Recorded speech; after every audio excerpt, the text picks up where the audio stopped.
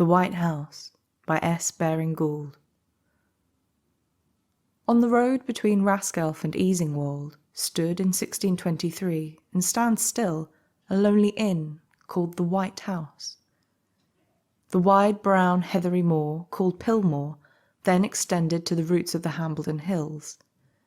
On a slight rising ground above the marshes stood here and there a farm or cottage, and here and there a portion of the soil had been enclosed.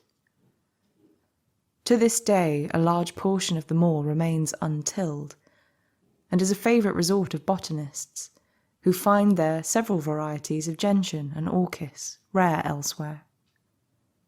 Originally it stretched from Borough Bridge to the Hambledons, intersected by the streams flowing into the Ouse, patched here and there with pools of water. In the White House lived a man called Ralph Reynard and his sister. Ralph paid his addresses to a fine-looking young woman, dark-eyed, dark-haired, who lived at Thornton Bridge at the Red House, where the road from Brafferton or Tollerton crossed the Ouse to Topcliffe and Ripon.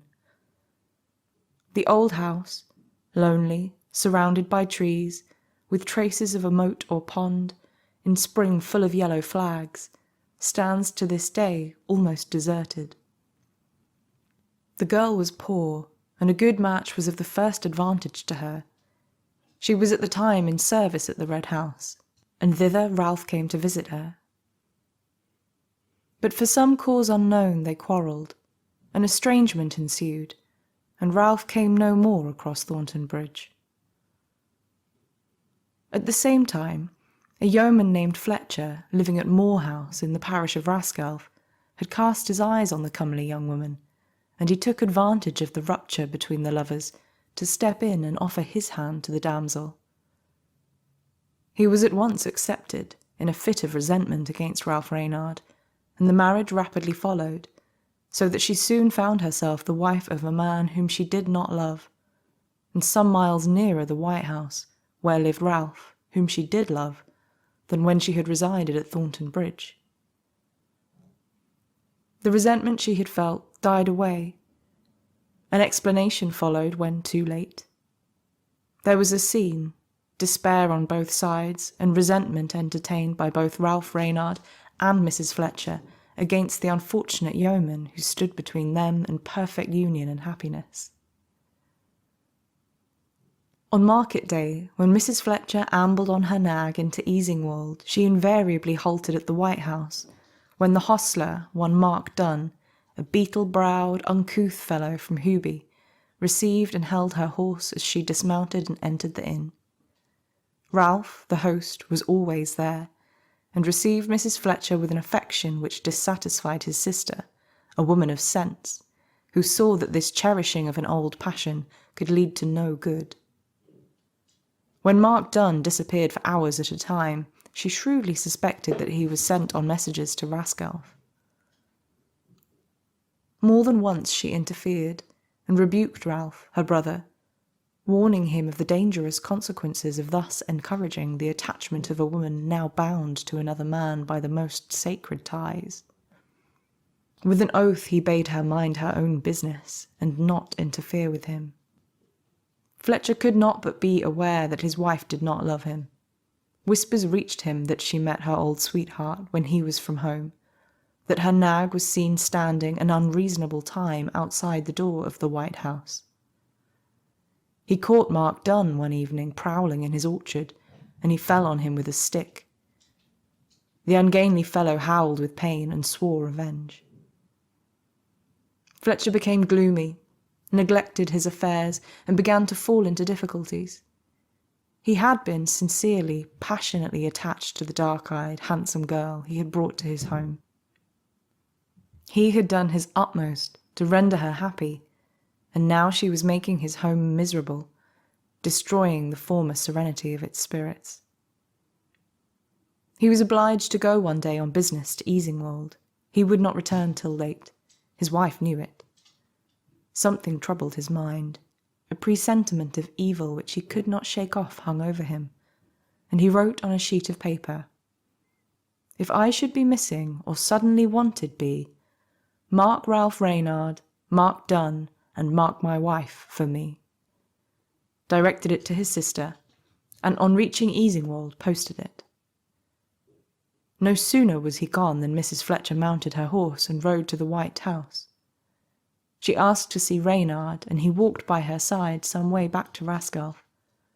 There they parted, and Reynard was next observed in close conversation with his hostler, Mark Dunn. It was May Day.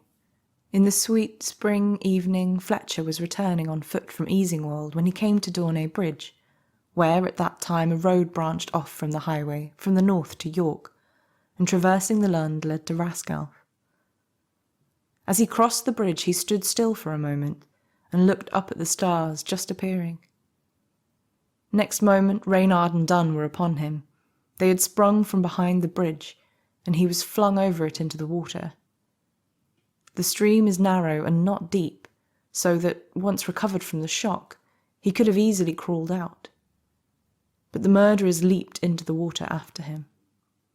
Mrs. Fletcher, with a long sack over her shoulder, ran out from the shadow of a bush where she had been concealed, and they held the farmer under water, the two men grasping his throat, his wife retaining his feet in the sack, into which she thrust them, till his struggles ceased, and he was, or was supposed to be, dead.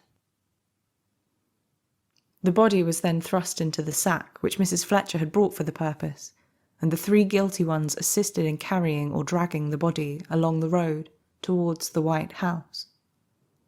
They were alarmed once. The clatter of a horse's hoofs was heard, and they concealed themselves by the roadside. The horsemen passed. They emerged from their place of hiding and continued their course. As they drew near to the inn, a streak of light from the inn door showed that it was open. They heard voices.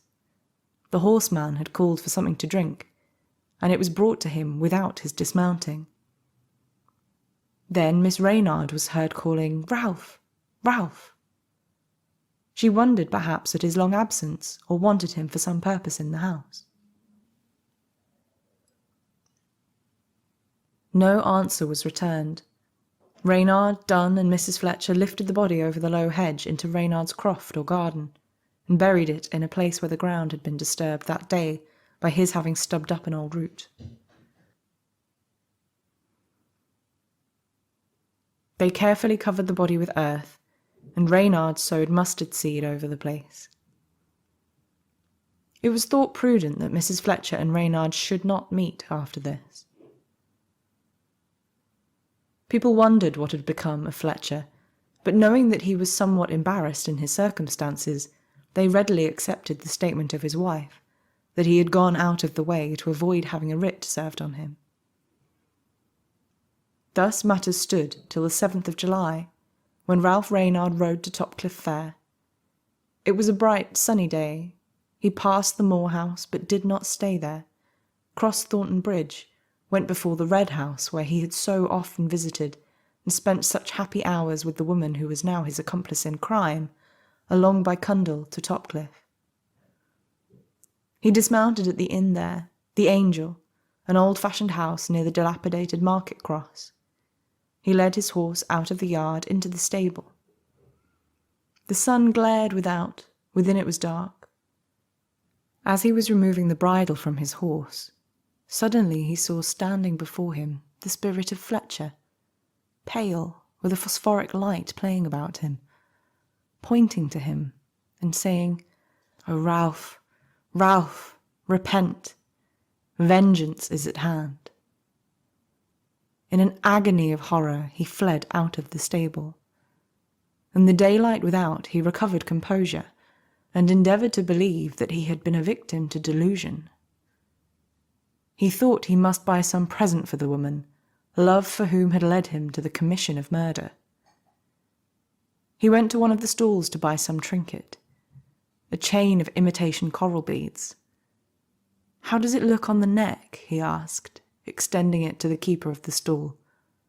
Then he looked up and saw a ghastly figure opposite, the dead man with the coral round his neck, knotted under his ear, and his head on one side, the eyes wide open with a blaze in the eyes, and heard him say, How like you a red streak round the neck such as this?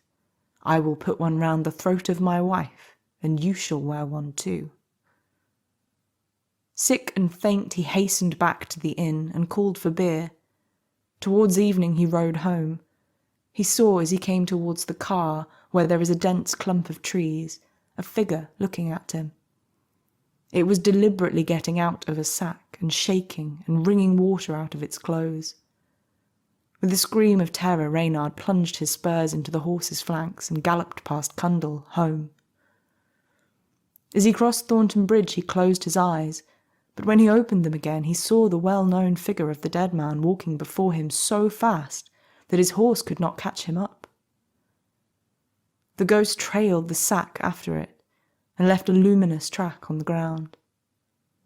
When it reached a point at a little distance from the White House, the very spot where Reynard, Mrs. Fletcher, and Mark Dunn had turned aside the body, the spectre strode across the heather, leaped the low hedge, and melted, apparently into the ground, where now a rich green crop of mustard was growing. "You're back earlier than I thought," said the sister of Ralph Reynard. "I reckon thou'st not been stopping this time at Moor House." Reynard said nothing except, "I'm ill." "Ah," said his sister, "I've gotten thee a nice bit of supper ready with a beautiful dish of salad." And she laid the cloth and placed upon it a plate of fresh cut mustard. Reynard's face grew rigid and white. "What is the matter?" asked his sister. Opposite him, on the settle, sat the dead man, pointing to the salad. Ralph sprang up, drew his sister away, and told her all. She, poor woman, horror-struck, ran off at once to Sir William Sheffield, a justice of peace, residing at Raskelf Park. The 3 guilty parties were apprehended and taken to York, where, on July 28, 1623, all 3 were hung. When they had been cut down, the bodies were removed and conveyed in a wagon to the White House, the hangman seated by the driver in front. There is a little rise not far from the inn, commanding the spot where the murder was committed, and the green mustard bed where the body of Fletcher had been hidden, but which had been removed and buried in Raskelf churchyard. On this hill a gibbet had been erected, and there the 3 bodies were hung, with their faces towards the dismal flat and the gurgling stream where the murdered man had been drowned. There they hung, blown about by the autumn storms, screeched over by the ravens and magpies, baked by the summer sun, their bare scalps capped with cakes of snow in the cold winter, till they dropped upon the ground, and then the bones were buried, and the gallows cut down. About 80 years ago the plough was drawn over Gallows Hill, when a quantity of bones were unearthed by the share. They were the bones of Reynard, Dunn, and Mrs. Fletcher. The hill to this day bears its ill-omened name, and people mutter about Raskelf the doggerel lines: "A wooden church, a wooden steeple, rascally church and rascally people."